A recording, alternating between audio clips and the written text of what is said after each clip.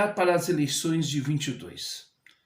Bom, nós temos hoje um cenário bastante conturbado a nível nacional.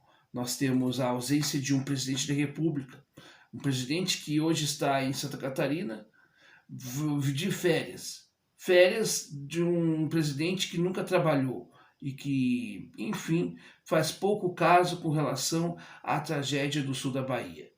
Por quê? Porque Bolsonaro não está preocupado com o povo brasileiro, já demonstrou isso, inclusive, durante o período da pandemia, em que ele foi contra a vacinação, ele foi contra todas as medidas de combate à pandemia. Assim, ele agora se coloca contra, inclusive de forma criminosa, a vacinação dos menores. Por quê? Porque Bolsonaro não tem compromisso com a vida, não tem compromisso com a República, não tem compromisso com nada, rigorosamente com nada. Vive das benesses da presidência da República e, enfim, fica num mundo paralelo.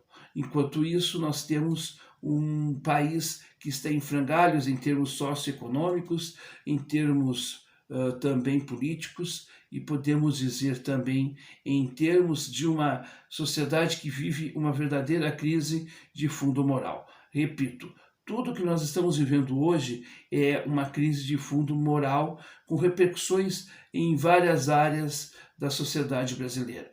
Enquanto não olharmos para essa crise moral, não adiantará resolver, buscarmos a solução em Chico, Manel ou João. O que falta para o Brasil é realmente valorizarmos um projeto com início, meio e fim de transformação da nossa pátria. Nós precisamos transformar. Assim como o Brasil precisou se transformar e se reinventar depois da crise de 1929, agora o Brasil precisa se reinventar e precisa também buscar bases mais sólidas para solidificar a sua economia, para solidificar a sua democracia. Portanto, meus caros, 2022 é um ano de desafio para a sociedade brasileira. Talvez seja o portal para um novo Brasil de verdade.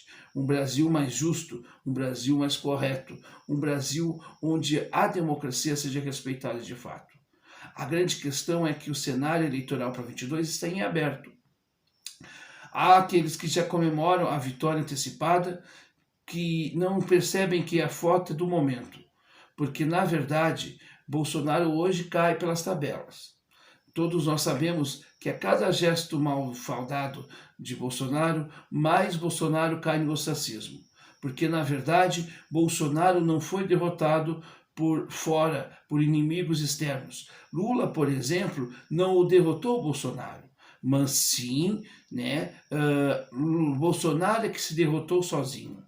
Ou seja, isso é pior ainda, porque se nós conseguíssemos ter um Lula que derrotasse Bolsonaro, ainda que vá lá, mas não, porque Lula não tem capacidade moral para combater Bolsonaro. Muito menos Moro, que também começa a sua derrocada. O seu castelo de areia, o seu moralismo de goela começa a se desmanchar. Por quê? Porque não tem proposta alguma. Porque fala em moralidade, mas não a tem. E, portanto, quem fala numa coisa que não a tem, não pode defendê-la. Moro é incapaz de agir como um ente público no cargo mais importante da República, porque, afinal de contas, ele é o juiz que criou nulidades, que abriu possibilidades para que uma figura como o Lula pudesse participar do processo eleitoral de 22. Portanto, nós temos que olhar para o todo e não para uma parte somente. E aonde fica Ciro Gomes em tudo isto? Fica naquilo que eu sempre digo. Ciro Gomes não é vidente, Ciro Gomes não é adivinho do futuro, mas ele sim sempre pautou pela coerência da questão, porque quando ele colocou que Lula era o artífice contra Dilma lá atrás, todos ficaram contra ele. Quando o Ciro combateu o expressionismo e a sua arrogância de Sérgio Moro, a incompetência de Sérgio Moro, muitos ficaram contra ele. Mas hoje, tudo que o Ciro falou lá atrás sobre Sérgio Moro e inclusive sobre Lula se confirma. Se confirma porque nós temos aí duas figuras extremamente sem capacidade moral alguma de falar, de transformar e de realmente fazer as mudanças necessárias no Brasil. Porque tanto Moro como Lula e como Bolsonaro são resultados da crise, né? São resultados hoje de uma crise criada e iniciada pelo próprio Lula, que criou seus subprodutos, o subproduto do Bolsonaro e o subproduto do Moro. Mas o mais grave disso tudo é que o Lula, né, criou, né, o bolsonarismo, que tem a representação do Bolsonaro, mas que hoje migra a representação para Moro.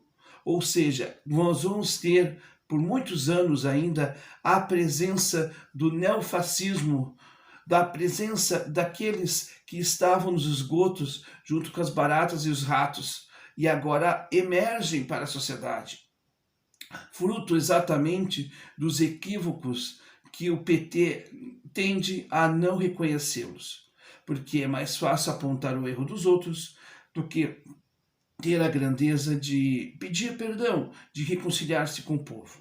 Esta é a situação que nós estamos falando. Ou seja, nós não mudamos o discurso. Ele sim. Agora, Lula tem, né, um vice que foi seu opositor por alguns anos, numa falsa dicotomia. Como é falsa dicotomia entre o lulismo e o bolsonarismo, que a gente sempre tem dito aqui? A verdade é que a sociedade brasileira, né, vive hoje uma crise de fundo moral, uma crise que repercute no cenário político, no cenário econômico e no cenário social. Ou a gente realmente transforma a política, recolocando outros agentes, retirando estes que se mantêm pelo poder do poder, sem projeto para o país, ou então estaremos afundando cada vez mais. Assim como é a crise de 1929, em que foi preciso romper com a chamada República Velha, é também necessário que haja uma ruptura dessa República Velha do conchavo, do acordo, dessa coisa toda. Porque se a gente não fizer isto, a gente tende a ter os mesmos resultados. E os resultados de hoje não deveriam ser repetidos no futuro. Mas eles só serão repetidos se a gente não conseguir trilhar um outro caminho, senão este que nós estamos vendo nos dias de hoje. Se você gostou desse conteúdo, deixe o seu like, inscreva-se no canal, compartilhe esse material se você achar importante nas suas redes sociais. E, é claro, aperte o botãozinho do sininho, nós temos vídeos sempre na faixa das 18 horas aqui no nosso canal. A todos, uma boa tarde, bom dia ou boa noite, enfim, não importa a hora que você esteja assistindo, e até a próxima.